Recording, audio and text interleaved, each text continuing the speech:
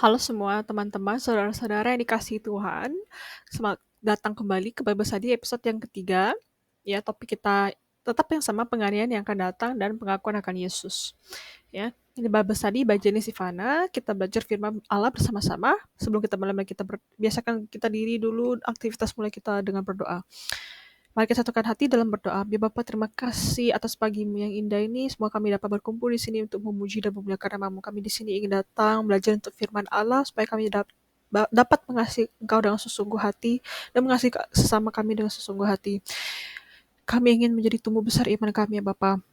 Memberikan ibadah yang sejati untuk Engkau supaya kami siap menghadapi saat Engkau datang lagi ke dunia ini ya Bapa. Kami juga ingin berdoa supaya kita semua juga dapat menjadi hamba-hambamu yang sangat patuh dan setia pada Engkau. Kami siap untuk menghadapi semua masalah-masalah yang ada di dunia ini karena kami tahu bahwa Allah kami besar, bahwa Allah adalah pembela kita dan penolong kita.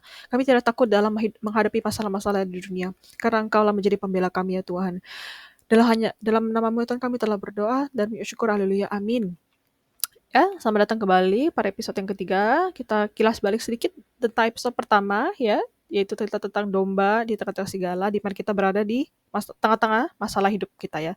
Tuhan memberikan kita mem, membiarkan kita dalam masalah supaya kita tumbuh besar imannya ya. Kita nonton sebelumnya kalau misalnya teman-teman sudah lupa, dan kita episode kedua minggu lalu kita berbicara tentang waspada karena orang-orang terdekatlah yang suka menjatuhkan kita, yang sebenarnya ada dalam part of masalah kita, ya. Dan juga antikristus kita bicarakan, ya, orang-orang yang tidak termasuk pada kita, ya. Pada hari ini kita akan masuk ke episode ketiga, yaitu Matius ke-10 ayat ke-18, ya.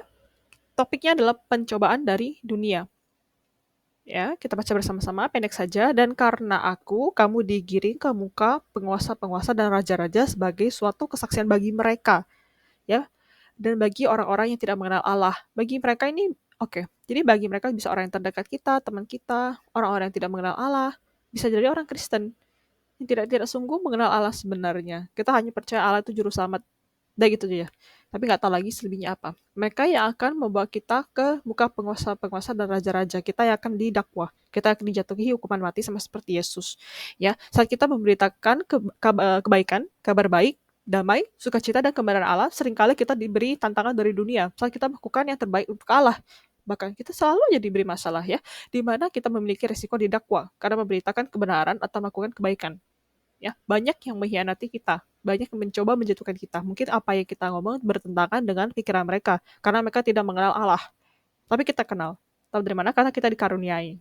Ya, karena dunia banyak sekali orang yang dibutakan oleh keinginan sendiri dan hal-hal kedagingan. Salah satu contoh adalah dunia kerja, di mana kita saling berkompetisi dengan satu yang lain untuk kepentingan masing-masing. Banyak yang akan menjatuhkan kita untuk mendapat jabatan lebih tinggi, gitu ya. Sama seperti Yesus juga disidang oleh Pontius Pilatus. Ya, sebelum kita lanjut ke dalam, kita akan, ini sama topiknya dengan sebelumnya ya. Kita antikristus yang kedua. Kemarin juga antikristus, tapi bacanya berbeda sedikit ya. Kita baca bersama-sama. Kita baca bersama-sama ayat ke-22. Ya, siapakah pendusta itu? Bukankah dia yang menyangkal bahwa Yesus adalah Kristus? Dia itu adalah antikristus, yaitu dia yang menyangkal baik bapa maupun anak. Ayat ke-23. Sebab barang siapa menyangkal anak, ia juga tidak memiliki bapa. Barang siapa mengaku anak, ia juga memiliki bapa. Ayat ke-24, dan kamu, apa yang telah kamu dengar dari mulanya itu harus tinggal di dalam kamu. Jika apa yang telah kamu dengar dari mulanya itu tetap tinggal di dalam kamu, maka kamu akan tetap tinggal di dalam anak dan di dalam bapa. Dan inilah janji yang telah dijanjikannya sendiri kepada kita, itu hidup yang kekal. Jadi mungkin ini karena baca kitab suci suka terbelit-belit ya, suka mengulang-ulang. Ini nyangkal Bapa, ini nyangkal anak, dan ini hidup dalam anak, ini hidup dalam Bapa. Jadi memang kadang firman sendiri itu kadang membingungkan. Saya baca berada 10 kali minimal, saya nggak ngerti-ngerti gitu loh. Apalagi yang antikristus yang pertama itu juga kadang agak sedikit membingungkan gitu loh. Coba kita baca ini. Aku menulis kepadamu karena bukan kamu tidak mengetahui kebenaran, tapi justru kamu mengetahuinya, dan karena kamu juga mengetahui. Nah, ini saya bacanya sampai keriting rambut saya. Jadi karena baca firman itu bukan berarti kita ada Bible ya. Kita ada Bible. Kita baca, kadang itu nggak masuk ke otak, nggak masuk ke hati. Dua-duanya nggak masuk kiri, keluar kanan. Ya enggak. Jadi belum tentu kamu orang Kristen, kamu tuh tahu tentang Allah sendiri, kamu tahu kebenaran. Ya, siapakah pendusta itu? Yuk kita baca 22. Siapakah pendusta itu? Bukankah dia yang menyangkal Yesus bahwa Yesus adalah Kristus? Dia itu antikristus.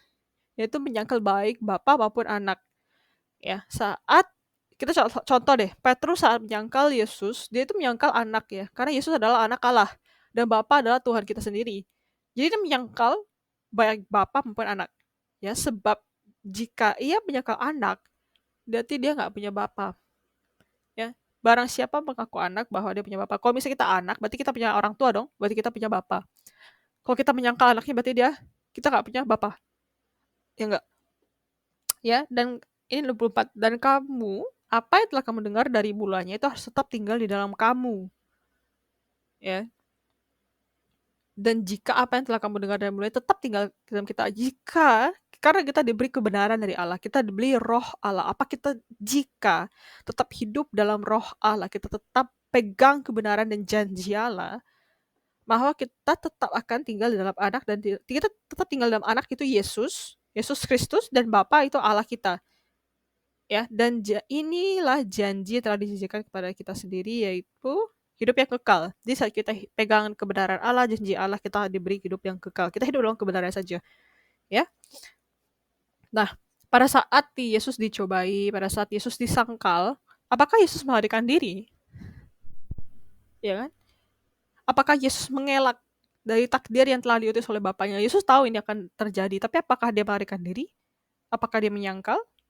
Tentu saja tidak. Dia hidup dalam janji Allah. Yesus hidup dalam janji Allah. Yaitu dia dipercayai akan hidup yang kekal. Ya kan? Memang Yesus takut. Dia berdoa di Taman Getsemani. Bagaimana biar dia bisa diringankan bebannya. Ya, maka malaikat datang dan beri dia kekuatan. Ya, damai dan sukacita. Ya, ngeri dong, kita disalibkan. Bayangin tuh betapa sakitnya gitu ya. Dihukuman mati atas perbuatan dosa yang ya tidak lakukan. Yesus tidak pernah hidup dalam dosa. Yesus sendiri nggak pernah hidup dalam dosa. Pasti tidak adil dong. Kita dalam hidup misalnya kita dibilang, kamu yang melakukan itu ya. Kita langsung membela diri. Enggak. Langsung panas. Langsung emosi kita.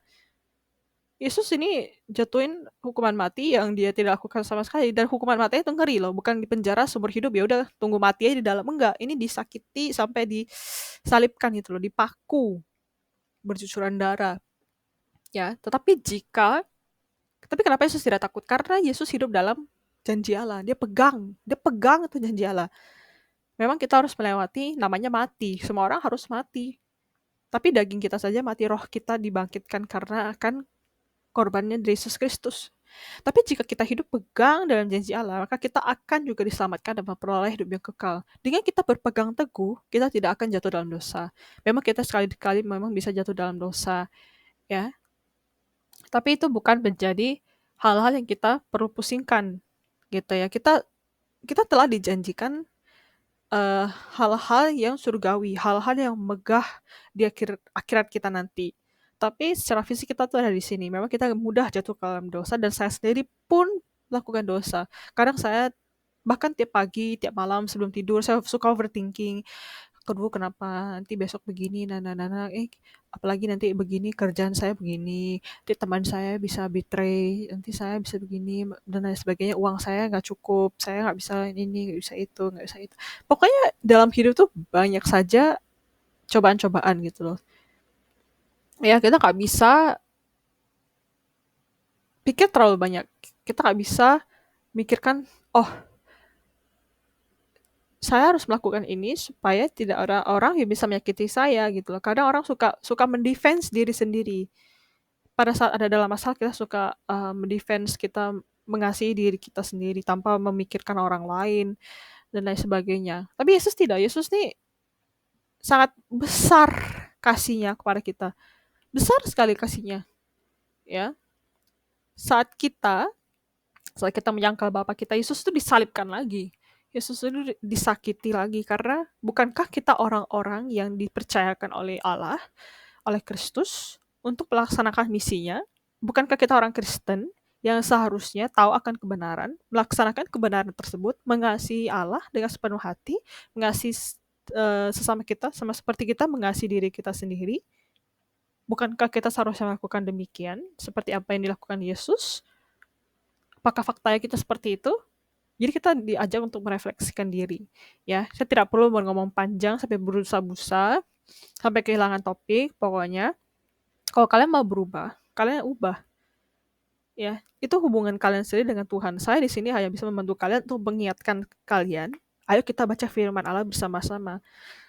Ayo kita belajar bersama-sama. Karena saya sendiri bukan expert, saya bukan sekolah teologi gitu. Jadi saya juga belajar, saya juga tiap hari semakin mengubah diri saya menurut citra Allah, menurut apa yang diajarkan Yesus, menurut apa yang Allah inginkan, yang terbaik untuk kita. Ya, itulah ajakan Allah yang diinginkan oleh Allah saat kita berada dalam masalah. Kita berpegang teguh kepada janjinya, tidak perlu dengar omongan orang lain, karena omongan orang lain biasa suka menjatuhkan, malah membuat parah keadaan kita, karena apalagi orang yang nggak tahu kebenaran Allah gitu ya. Jadi kita hanya berteguh dengan firman Allah, kita melakukan yang terbaik, apa yang bisa kita lakukan di dunia kita lakukan, hanya menurut firman Tuhan, hanya menurut kebenaran. Gak usah kita mendefense, gak usah kita melawan, gak usah kita emosi, gak ada gunanya. Ya, kita hanya berpegang teguh pada janji Allah, kita berdoa kalau misalnya kalian takut seperti Yesus sendiri, berdoa dengan sepenuh hati, kita bangun relasi dengan Allah secara individual, gak usah berdoa keras-keras di depan orang, gak usah munafik.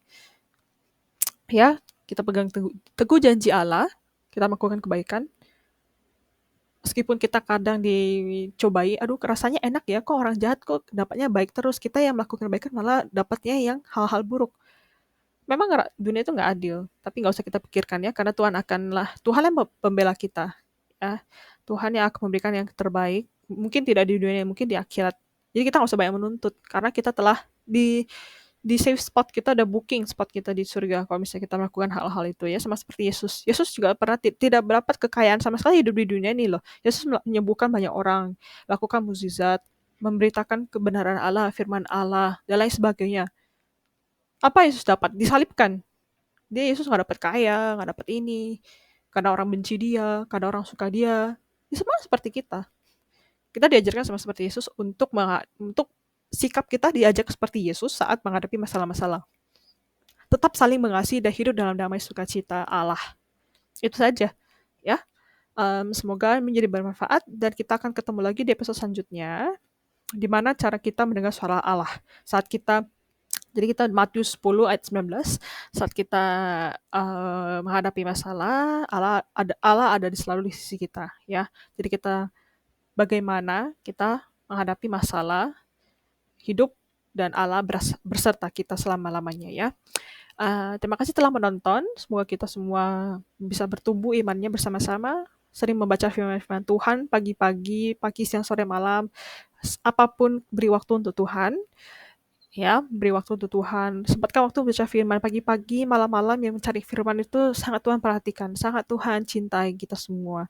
Kita berdoa dengan Tuhan. Memang kadang doa kita tidak dijawab, tetaplah berdoa. Tapi ubahkan hati kita saat kita berdoa. Kita berdoa selagi kita masih bisa berdoa.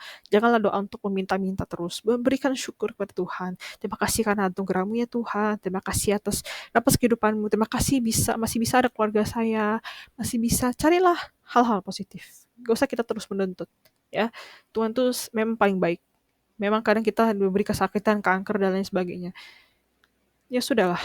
Ya Tuhanlah yang bisa menyembuhkan kita. Saat kita mengubah hati kita, saat kita siap mengubah hati kita di tengah-tengah tantangan yang begitu menekankan kita, kita bisa tetap fokus pada Tuhan.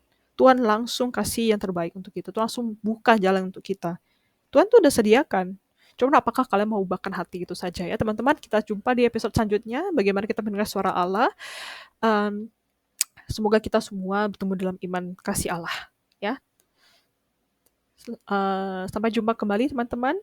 Semoga semua punya iman yang kokoh juga ya. Dan semoga hari kalian tuh to next few hours-nya akan semakin baik juga. Amin ya. Bye-bye.